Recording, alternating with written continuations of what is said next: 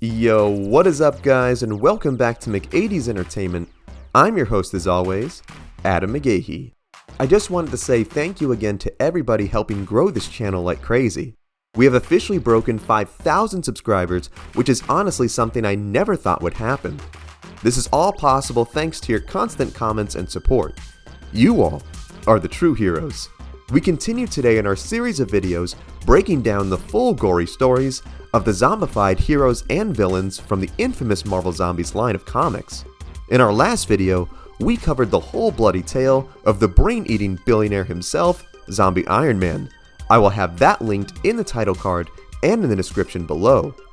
In today's video, we will be covering the entire, but sadly short story of everyone's favorite undead symbiote, and that would be Zombie Venom. Our sharp-toothed, smart-mouthed Spider-Man villain already has a taste for human brains, which is somewhat kept in line by its human host Eddie Brock, but just imagine Eddie becoming a member of the undead and uses the power of his alien to his advantage to consume everyone around him. Not a pretty sight. Unhinged, hungry Venom, definitely something I don't want to encounter in a dark alley. His tail is not nearly as long as some of the recent characters we have covered, but it is still a bloody good time while it lasts. So grab your M&Ms, sit back, relax, and enjoy the full gory story of Zombie Venom. Who is he? Zombie Venom is one of the countless superpowered individuals who is transformed into a flesh-eating barbarian by a mysterious interdimensional virus. He made his first appearance in the pages of Marvel Zombies number 4 back in 2006. Like the others, he comes from Earth 2149. Prior to his zombification, this world's Eddie Brock was very similar to his main universe counterpart from Earth 616.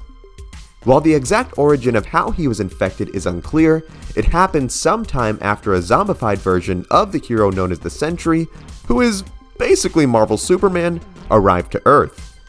The Avengers arrived in the middle of Manhattan to investigate, but Sentry bit first and asked questions later, infecting countless heroes with the virus in the process. The newly cannibalized superheroes then ravaged the streets of New York, eating every terrified citizen they could get their bloody hands on. The infection spread faster than Quicksilver's time in the MCU, which resulted in the entire globe being picked clean by the zombie supers.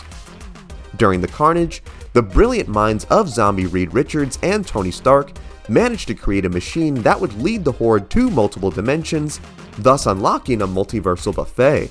This was all shut down, however, when one of the MVPs of the Marvel Zombie story, Magneto, arrived and blew the machine up, locking the hangry heroes in this dimension.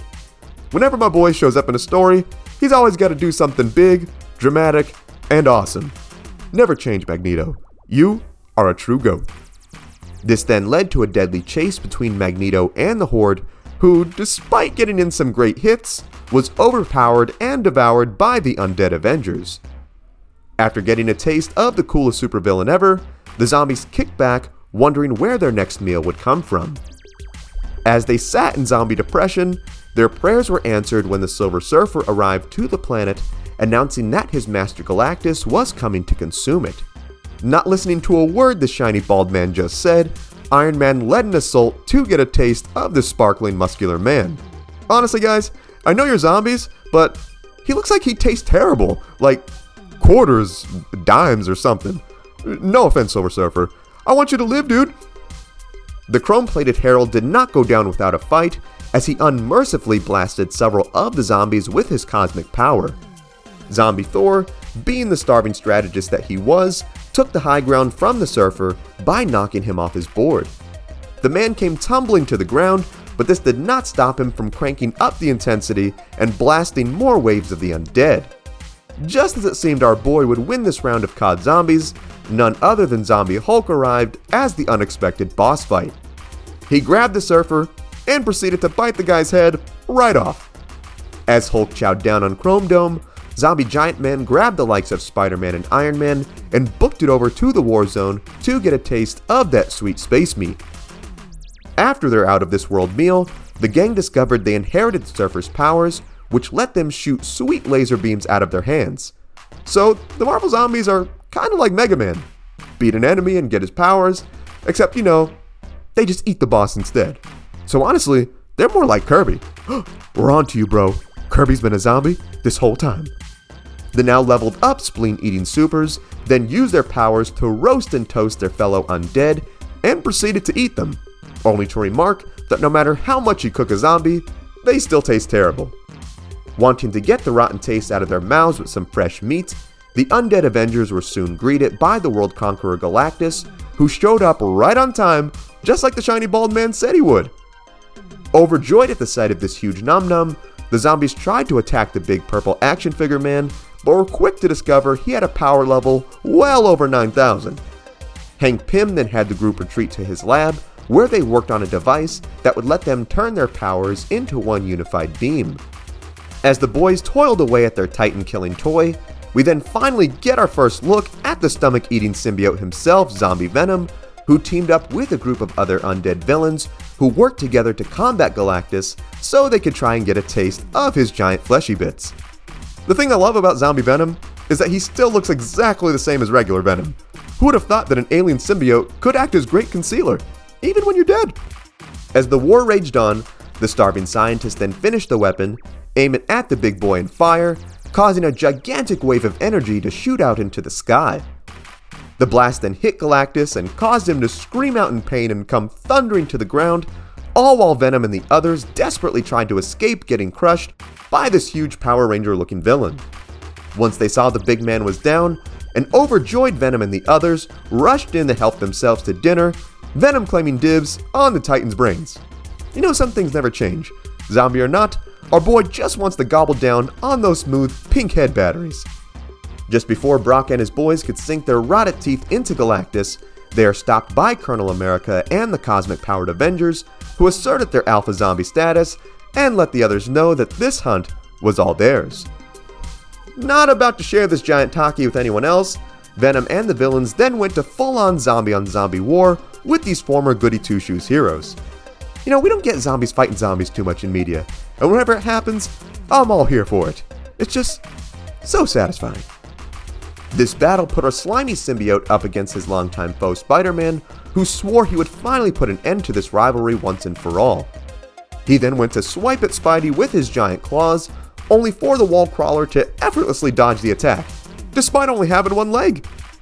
Spidey then activates his cosmic powers and fires a powerful blast at Venom, causing a huge hole to tear right through the dude's chest. Man, if only you could do that during the PS1 game, that would have made things so much easier. Spider-Man then retorts that Brock is normally faster than this and must not be adjusting well to life of the undead. The symbiote then drips off Eddie, revealing his frail, withered, zombified human form.